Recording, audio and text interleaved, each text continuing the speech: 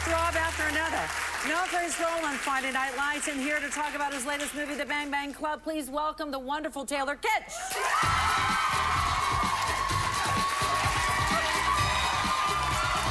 Hello, dog. How are you? So good. So good. Look at all these people. Very good. Come and sit down. First thing I have to say is, what happened to your hair? I know. What happened to your hair? It looks Navy good. movie will do that. Yeah? Yeah. Yeah. How you feeling? By the way. So good to be here. Thanks for having me. Oh, my pleasure, my pleasure. I got in last night. Got to see the film. First time. You did get to see the film the first time. Yeah, I waited. I didn't want to watch it on my laptop or anything like that, so I had to wait for a theater. Yeah, there's something to be said about that, right? Mm-hmm. That we're talking about his new film, which is out in March, called The Bang Bang Club. Mm-hmm. And let's talk about what that means so everybody understands. This is not a porno. It's not a porno. No, it is. Career was starting to go down. Had to get the ratings up. It is a riveting movie, and you play a photographer and go from there. I do. Basically, what we did is it follows 4 combat photographers during the apartheid in South Africa before the first free election. It's a true story, and the Bang Bang was basically from gunshots, and they would follow this police scanner in the mornings, and they'd go to these bang bangs before the police would even get there and take these photographs that really did change and expose all the Civil War and everything that was going on at the time. Very intense, raw film. And I play Kevin Carter, probably the most affected photojournalist. Mm-hmm. And it's quite a tragic ending, but Pulitzer Prize-winning photographer. Absolutely. And you'll see the story kind of unfold as you watch The Bang Bang Club. Right now, we're going to take a look at a bit of the movie. Right now.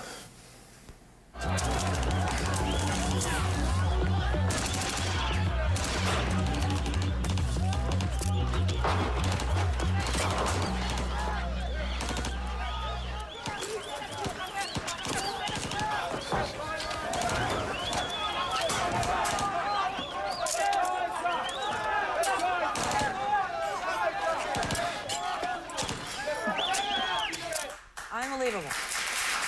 You know, all this is going on, and these guys are out there doing it. Ryan Philippe in there, and Marilyn Ackerman, you'll see a little later on in the film. But it's unbelievable how they were in the middle of all that crossfire, getting the shots. You probably wonder, where did they get those great shots from, you know, those unbelievable shots, I should say, from, you know, places of war. And that's because of people like Kev, Kenny Seabrook, Murnovich, Zhao.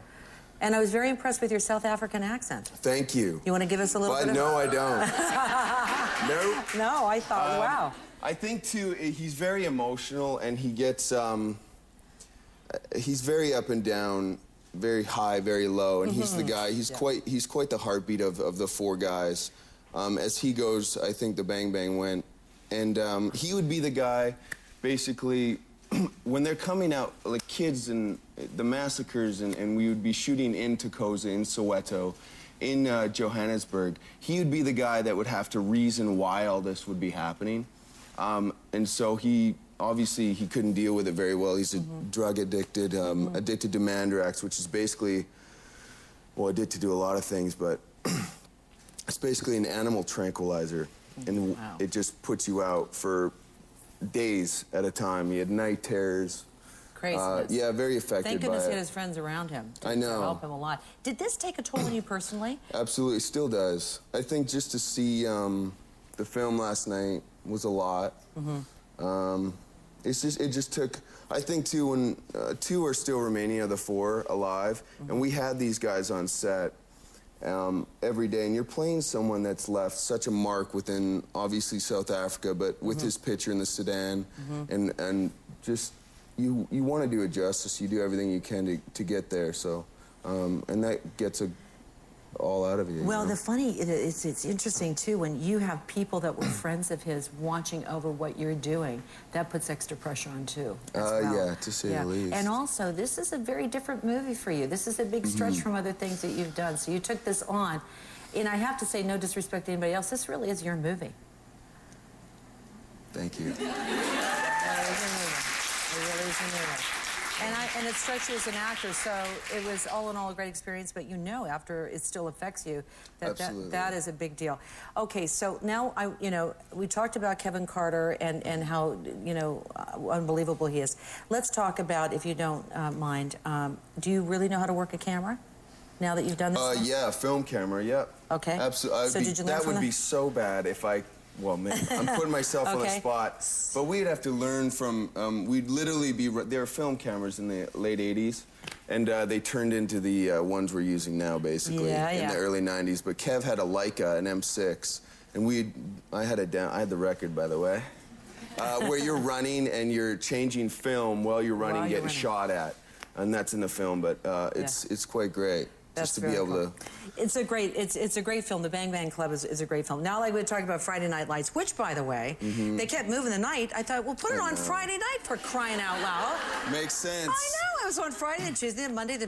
So it's craziness. So how do you feel about Friday Night Lights after said and done?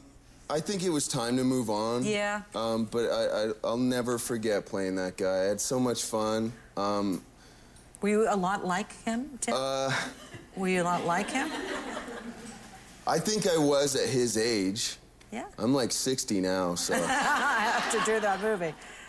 Playing an 18-year-old. But, yeah, I think there's definitely increments. I think everyone can relate to anyone on FNL at one point in time. I think with Riggs, he was very relatable in the sense of a lack of purpose. And everyone has that at one point in time in their life, so. Your character had never been attracted to me in high school. I was too much of a nerd, but I mean... Probably would. Oh, really?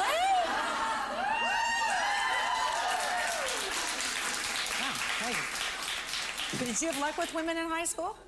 I'm still waiting for your call. Did you have luck with women? Did you? Because you're a good-looking guy. That's a good question. It's okay. All of Canada is watching. Your ex-girlfriends are watching from BC right now as we speak. We're still on good terms, so that's good. Okay. That's good. Okay. So, very quick story is you're an athlete by trade. You got injured as a hockey player. Then you decide to get into acting. And so I'm going to really speed through this a little bit. Then what happened? You go to New York? Go to New York, study acting, go through the trials and tribulations of an out-of-work actor. Homeless for a while. Homeless for a while? Yep. Lived on the subway for a bit. You're kidding. For how long? Only 2 weeks. I don't want to get dramatic about it. Okay, all right. And then jumped around there. Then I had, I think with everyone, you get one person or two people that take a risk on you. Yeah. And that was probably my manager at the time. And so you got into modeling and acting and... Yeah, out-of-work model didn't work. Yeah, but then... Really didn't work. And when people say that, I mean, there are a couple things that I did. Yeah. Made maybe like $80 doing that, which was great. Like Abercrombie Fitch, you only made $80 doing that? Truly. Truly? Truly. Wow. I shouldn't just sell them out. Well, you should. No, it's okay. Well, I thought you guys would make a lot more money. But also, you're a personal trainer and nutritionist as well. Yeah. So just in case this gig didn't work out, you wanted to do something else. There's some backup. Well, very good. Well, very good. Well, listen, I just have to ask you very quickly. Why is the haircut? What's the movie role? We did 2 last year, John Carter Mars, which will be incredible. It's the guys who started Pixar. It's their first live action. And, okay. I don't even know what I'm doing with this. I love it. I like it a lot. I like it. But it's Battleship is the hair is why. So I play Navy guy. A Navy guy. It's Navy tight, so it's like a lot shorter than this too. Well, you look really, really good, and I'm so really good. But I want to say, you did. Really happy, so proud that, everything's going well. The Bang Bang Club is something to be extremely proud of, and I'm telling everybody it's a tough movie to watch, but it's something that and it is based on a true story, and this is your movie. It really is your movie. Thank you. Taylor, thank you so much for coming in today. Come and visit us again, all right? I will. I like the hair short. I do. Coming up next, Chef Mark Kuhn is here to show us how to make simple food at home and delicious, too. We'll be right back. I like the shorts. I was expecting long hair. I know everyone is. Later in the show, we'll tell you how to start your own happiness project.